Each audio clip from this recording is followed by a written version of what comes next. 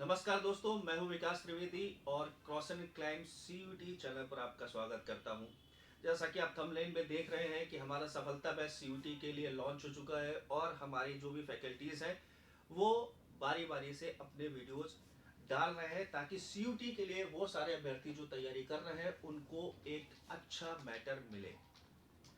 दोस्तों, यहाँ पे एक चीज मैं आपको बताना चाहता हूँ कि सफलता बैच आपका ये ऑनलाइन क्लासेस का बैच है। इसके अलावा हमारे इंस्टीट्यूट की तरफ से ऑल ऑफलाइन भी कोर्सेज चल रहे हैं। तो वो सारे बच्चे जो इंटरेस्टेड हैं वो डिस्क्रिप्शन में हमारे कोचिंग का जो फ़ोन नंबर दिया गया है उस सारे फ़ोन नंबर पर आप कॉल करके आप ऑफलाइन बैच भी ज्वाइन कर सकते हैं। जैसा कि मैं आपको बता रहा हूं कि ये जीके का सेशन चल रहा है और GK is the part of the general test. और जनरल टेस्ट में इसके अलावा आपका एप्टीट्यूड भी आता है, इसके अलावा आपका इंग्लिश भी आता है, ये सारी चीज़ें आती हैं।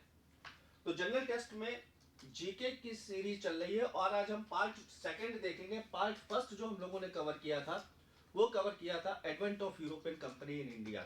किस तरह से भारत में यूरोपियन कंपनीज आती हैं और एक एक करके अपनी कंपनी को स्टैब्लिश करती हैं। स्टैब्लिश करने के बाद उनके बीच में कुछ जो है कन्फ्लिक्ट भी होते हैं और उन कन्फ्लिक्ट में फाइनली विनर ब्रिटिश होते हैं। तो ये सारी चीजें हमें आज देखने को मिलेंगी। अगर मैं बात करूं, हमारा जैसा थंबनेल है और थंबनेल में लिखा हुआ है ब्रिटिश सेटलमेंट इंडिया। तो लास्ट सेशन में मैंने आपको बताया था कि ब्रिटिश के जो सबसे पोटेंट राइवल्स थे वो पोटेंट राइवल्स थे आपके फ्रेंच। अब यहां पर आज का जो सेशन है, आज के सेशन में हम किन किन यूरोपियन पावर्स के साथ ब्रिटिश की लड़ाई हुई और कौन सी लड़ाई हुई ये हम देखेंगे। और खासकर फाइनली जो ब्रिटिशर्स के जो पैर थे वो भारत में किस लड़ाई के बाद जमे, इसको इन सारी चीजों को आज कवर करेंगे। तो आज शुरू करते हैं आज का session British settlement in India. और पहली जो हमारी स्लाइड है उसमें आप देख ही रहे हैं ब्रिटिश सेटलमेंट इन इंडिया। और इसमें आपको सबसे पहले जो चीज दिखाई पड़ रही है वो है battle of Swally. Battle of Swally ये जो शुरू होती है ये आपकी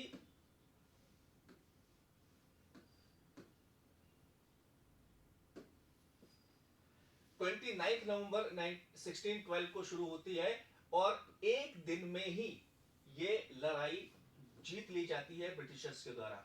अब क्वेश्चन यहां पर बनता है कि बैटल ऑफ स्वाली की अगर मैं बात करूं तो किसके बीच में हुई। तो बैटल ऑफ स्वाली हुई ब्रिटिश वर्सेस पोर्चुगीज। मैंने आपको लास्ट टाइम पे बताया था कि Portuguese were the first European who came to India और इसमें भी वास्को डिगामा, ठीक है। तो ये सबसे पहले आया था और धीरे धीरे जो पोर्चुगीज थे उन्होंने गोवा को अपना एक तरह से मेन अड्डा बनाया और आसपास के जितने भी इलाके थे, जो भी आपके कोस्टल एरिया थे, उन कोस्टल एरिया को कैप्चर किया। यानी एक तरह से हम देखें कि कोस्टल एरिया में अगर किसी का प्रभाव सबसे ज्यादा था उस समय तो वो पोर्चुगीज का था। लेकिन बाद में आते हैं ब्रिटिश, और ब्रिटिश कहीं ना कहीं देखा जाए तो उनके मन में शुरू से था कि इंडिया के साथ जो हम व्यापार कर रहे हैं, जो ट्रेड कर रहे हैं, इसमें हम इतना सारा पैसा देकर माल इंडिया से खरीद रहे हैं तो क्यों ना हम इंडिया के रिसोर्सेज पर ही अपना कब्जा करें। लेकिन ये कब्जा करना इतना आसान नहीं था क्योंकि इनके सामने बहुत सारे राइवल्स थे। पोर्चुगीज उस समय अपनी एक बहुत मजबूत पोजीशन बना चुके थे। डच आए, बाद में फिर डेन्स आए, इस तरह से करके बहुत सारे लोग इनके सामने थे और सबसे बड़ी जो ताकत थी वो मुगल ताकत थी। इसके अलावा यहां पर देखते हैं कि पहले से ही जो मिडिल ईस्ट के व्यापारी थे वो भी थे। तो कोई रास्ता आसान नहीं था ब्रिटिशर्स के लिए। हालांकि बहुत जद्दोजहद के बाद ब्रिटिशर्स ने अपने कदम यहां पर जमाए, लेकिन ब्रिटिशर्स के लिए तो अच्छा हुआ और हमारे लिए खराब हो गया। तो बैटल ऑफ स्वाली जो दिया गया है, ये बैटल ऑफ स्वाली 1612 में जो है आपकी होती है। जबकि अगर हम देखें तो 1611 में ईस्ट इंडिया कंपनी की स्थापना होती है। कहां पे होती है? सूरत में होती है। ये सारे फैक्ट्स है जो आपके एग्जाम में पूछे जा सकते हैं। तो सूरत में देखिए 1611 में ही स्थापना हुई और 1612 में लड़ाई हो गई और उसमें पोर्चुगीज को हरा दिया गया। तो क्वेश्चन आपका इसी तरह से आएगा कि ये बताइए कि कौन सी लड़ाई में पोर्चुगीज को एक तरह से हटा दिया था, एक तरह से अपने रास्ते से निकाल फेंका था ब्रिटिशर्स ने, तो वो लड़ाई थी आपकी बैटल ऑफ स्वाली। दूसरी हम देखते हैं बैटल ऑफ बेदरा। बैटल ऑफ बेदरा होती है आपकी 1759 में। अच्छा, मुझे कमेंट में एक चीज बताइए कि 1757 में ब्रिटिशर्स की इंडियन नवाब के साथ एक बहुत ही अहम लड़ाई हुई थी, वो लड़ाई कौन सी है? मुझे कमेंट में जरूर बताइएगा, ठीक है। अगर आप नहीं जानते हैं तो जो भी आपके ऑप्शन होंगे उस हिसाब से मैं आपको बता दूंगा कि 1757 में कौन सी लड़ाई हुई थी, कौन सी बैटल लड़ी गई थी। बट उस बैटल के 2 साल के बाद बैटल ऑफ बेदरा जो होती है, ये आपकी डचेस के साथ होती है, ठीक है। तो किसके साथ? डच। और इसमें डच जो डचेस पर्सन रहते हैं उनके भी भाग्य का निर्णय हो जाता है कि भैया तुम्हें अब यहाँ जगह नहीं मिलेगी, तो ये बेचारे चले जाते हैं। और फाइनली हम ये देखते हैं जो इनके सबसे इंपॉर्टेंट राइवल्स थे, और वो थे फ्रेंच। मैंने हमेशा आपको बताया है, और ये राइवलरी सिर्फ इंडिया में बिजनेस को लेकर नहीं थी, ये राइवलरी आपकी यूरोप से चली आ रही थी ऑस्ट्रियन सक्सेशन को लेकर, ठीक है। ऑस्ट्रिया में सक्सेशन हो रहा था थ्रोन के लिए, और उसमें बहुत सारे लोग ये चाह रहे थे कि जो थ्रोन हो इस पार्टी को दिया जाए, थ्रोन उस पार्टी को दिया जाए। तो उसमें एक पार्टी को सपोर्ट कर रहे थे ब्रिटिश और दूसरी पार्टी को सपोर्ट कर रहे थे फ्रेंच। तो जाहिर सी बात है दोनों की जो दुश्मनी यूरोप की थी वो भारत में भी दिखाई पड़ती थी। और यहां पर आप देख सकते हैं कि कार्नेटिक वॉर, कार्नेटिक मतलब भारत में जो कर्नाटक वाला यानी वेस्टर्न घाट वाला जो पूरा आपका एक लाइन जो जाती है, उसमें आसपास के जितने भी क्षेत्र है, कर्नाटक उस समय जो है बॉम्बे प्रोविंस, और नीचे की तरफ अगर हम जाएं, ये सारा एक जो पूरा सर्किल है एरियाज का, इसको कोरोमंडल बोला जाता है। इस पूरे कोरोमंडल को ब्रिटिशर्स या यूरोपियंस क्या बोलते थे? कार्नेटिक रीजन बोला करते थे। यानी आज के समय का कर्नाटक और बॉम्बे वाला जो एरिया है वो आपका किस में आ जाएगा? कार्नेटिक रीजन में आ जाएगा। अब एक तरह से देखा जाए तो ये प्रॉक्सी वॉर थी। कैसी प्रॉक्सी वॉर? क्योंकि ब्रिटिशर्स भी भारत को एक तरह से कैप्चर करना चाहते थे, और जो फ्रेंच थे उनका ये मूड नहीं था कि हम भारत को कैप्चर करें, लेकिन भारत की राजनीति में दिलचस्पी जरूर लेने लगे थे। और यहां पर हम ये देखते हैं कि एक तरफ फ्रेंच है, एक तरफ ब्रिटिश है, लेकिन ये डायरेक्ट नहीं लड़ रहे थे। किसी समय किसी को ब्रिटिश ने सपोर्ट किया तो दूसरी तरफ सपोर्ट कर रहे हैं दूसरे व्यक्ति को फ्रेंच। तो कभी फ्रेंच ने किसी को सपोर्ट किया तो उनके राइवल्स के रूप में कौन आ गए? ब्रिटिश आ गए। ये सारा पूरा एक तरह से आप देखिए कि एक ट्रेड का टेंट्रम चल रहा था कि किस तरह से रिसोर्सेज पर कब्जा किया जाए, और धीरे धीरे रिसोर्सेज पर जब कब्जा हो जाए तो किस तरह से हिंदुस्तान के एडमिनिस्ट्रेशन को अपने कब्जे में लिया जाए। और इसी का नतीजा है कि ब्रिटिश और फ्रेंच एक दूसरे के सामने आते गए, और फाइनली ये जो आमना सामना हुआ ये एक भयानक युद्ध के रूप में हुआ, जिसको हम कहते हैं Carnatic war. Carnatic war is the series of 3 different Wars, ठीक है। 1746 यानी 1746 से शुरू होकर 1763 तक ये लड़ा गया। अब देखिए एक तरह से देखा जाए तो लगभग आपका 16-17 साल का समय, इतने सालों में तब जाके ब्रिटिश अपने आप को कंसोलिडेट कर पाए फ्रेंच को हराकर, क्योंकि फ्रेंच पावर भी कम नहीं थी। लेकिन हारने के रीजन हम आगे देखेंगे। एक सबसे बड़ा रीजन ये था हारने का कि ब्रिटिश ईस्ट इंडिया कंपनी एक इंडिपेंडेंट कंपनी थी, एक प्राइवेट कंपनी थी, वहीं पर फ्रेंच ईस्ट इंडिया कंपनी एक पब्लिक कंपनी थी, यानी लुई 16 की कंपनी थी, सरकारी कंपनी थी, तो उसको डिसीजन लेने में काफी देर लगती थी। एनीवे ये सब बातें हम बाद में करेंगे। आगे हम लोग पढ़ते हैं। तो नेक्स्ट जो हमारी स्लाइड आती है वो कार्नेटिक वॉर में आती है। कार्नेटिक वॉर जहां पर हम लोग देखते हैं कि किसके बीच में हुई, तो French and British and Nawab of Arcot. अब यहां पर 2 चीजें आती हैं। कैसे आती हैं? कि नवाबियत को लेकर 2 नवाबों में अलग अलग लड़ाई चल रही थी, तो जाहिर सी बात है एक को ब्रिटिश सहायता करेंगे और दूसरे को सहायता करेंगे फ्रेंच, और यही चीज हुई। तो यहां पर रीजन हम देख सकते हैं। रीजन क्या है? Colonial competition between the French and the British, Australian war of success. ये तो आपके बैकग्राउंड के रीजन हो गए कि यूरोपियन कंट्री में फ्रेंच और ब्रिटिश किस तरह से एक दूसरे के आमने सामने आए। लेकिन यहां पर भी हम देखते हैं किसी ना किसी को सपोर्ट किया, और जब वॉर छिड़ गई तो 1746 में Saint George Fort was surrounded by French. यहां पर हम देखते हैं कि ब्रिटिश ने एक, आप कहते हो जबरदस्ती एक काम किया, और उस काम में क्या किया कि जो फ्रेंच नेवल थी उसकी कुछ शिप्स को कैप्चर कर लिया। यानी जानबूझकर फ्रेंच आर्मी को, फ्रेंच नेवल या फ्रेंच कमांडर को इन्होंने उकसाया। अब जाहिर सी बात है, अगर मैं आपसे लड़ाई नहीं करना चाहता और जबरदस्ती आप मुझे उकसा रहे तो लड़ाई तो होनी है। यहाँ पर वही हो रहा है। तो यहाँ पर ये हुआ, और सेंट फोर्ट जॉर्ज के आसपास का जो इलाका था वो जो है क्या कहते हैं, फाइनली अपनी नेवी के शिप्स को वापस लेने के लिए फ्रेंच ने क्या किया, कैप्चर कर लिया। अब इसमें देखिए आरकोट का नवाब क्या कर रहा है, हेल्प ब्रिटिश एट चेन्नई। अब जाहिर सी बात है, जब एक नवाब आ गए और ब्रिटिशर्स को हेल्प करने लगे तो जाहिर सी बात है क्या होगा कि लड़ाई हो जाएगी, क्योंकि कहीं ना कहीं ये जो नवाब साहब थे ये ब्रिटिशर्स की हेल्प भी चाह रहे थे। फाइनली क्या होता है कि महफूज खान, यहाँ महफूज लिखा हुआ, यहाँ महफूज होना चाहिए, महफूज खान जो उसका बेटा था, एक फोर्स भेजी गई जो ब्रिटिश की हेल्प कर रही थी। फाइनली क्या होता है कि एक बैटल होती है ब्रिटिश और फ्रेंच के बीच में, एक प्रॉक्सी बैटल होती है जिसको कहते हैं बैटल ऑफ अडियार। इसमें फ्रेंच अंडर द डुप्ले, ये बहुत ही इंपॉर्टेंट गवर्नर रहा है डुप्ले, ठीक है, फ्रांसवा डुप्ले। कहा जाता है कि इसने जो भी योजनाएं भारत में अपने आप को फ्रेंच गवर्नमेंट को कंसोलिडेट करने की बनाई थी, इसके जाने के बाद और फ्रेंच जब हार गए तो ब्रिटिशर्स ने वही सारी योजनाओं को कॉपी किया और फिर भारत में अपने पैर जमा लिए।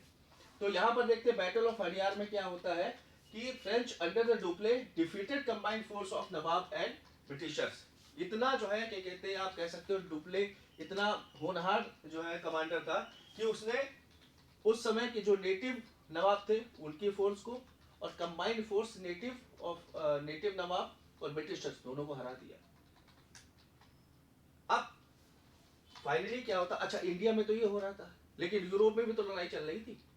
फाइनली यूरोप में क्या हुआ कि जो ऑस्ट्रेलिया के सक्सेशन को लेकर लड़ाई चल रही थी उसमें एक ठहराव आ गया, और ये ठहराव कैसा था, एक ट्रीटी के रूप में ठहराव आया। और इस ट्रीटी को क्या कहा गया, वेरी इंपॉर्टेंट, ये नोट करिएगा, ये एग्जाम में अक्सर पूछा जाता है, एला शैपल। एला शैपल की ये जो ट्रीटी है 1784 में, सॉरी 1748 में, ठीक है, साइन की जाती है किसके बीच में, फ्रेंच और ब्रिटिश के बीच में। और जब यूरोप में ट्रीटी साइन होती है तो फाइनली क्या होता है, इंडिया में भी जो डुप्ले ने रीजन जीत लिए थे ब्रिटिशर से वो वापस कर दिए जाते हैं, और एक तरह से फ्रेंच और ब्रिटिश के बीच में संधि हो जाती है भारत में भी। तो पहले ही जो लड़ाई रही है कार्नेटिक वॉर, जो फर्स्ट वॉर रही बैटल ऑफ अडियार, इसमें विनर कौन रहा है, इसी तरह का क्वेश्चन पूछ लिया जाएगा, तो फ्रेंच विनर रहे। नेक्स्ट स्लाइड पर जब हम बढ़ते हैं तो दूसरी आ जाती है दूसरा कार्नेटिक वॉर। अब देखो 1748 में क्या हुई, ट्रीटी हो गई, शांति, दोनों के बीच में शांति हो गई, लेकिन ज्यादा दिनों तक नहीं रही। अगले साल ही देखते हैं 1749 से लेके 54 तक लड़ाइयां हो गई। अब फिर यहां पर किस तरह से क्यों लड़ाई हुई, सक्सेशन को लेकर, एक को हेल्प की ब्रिटिश ने और दूसरे को हेल्प की फ्रेंच ने।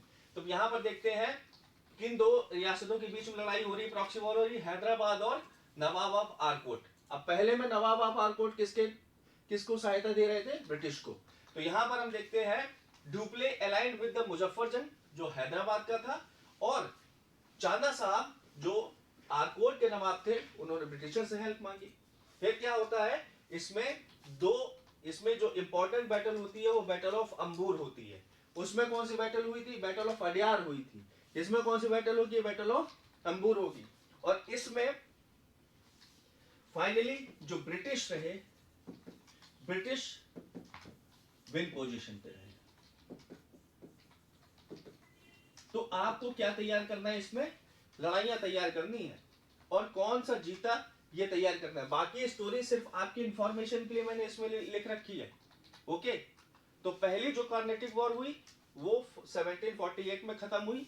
क्यों खत्म हुई, इसमें आप कह सकते हो कि दूसरी जो आपकी लड़ाई हुई वो बैटल ऑफ अंबूर से खत्म हुई।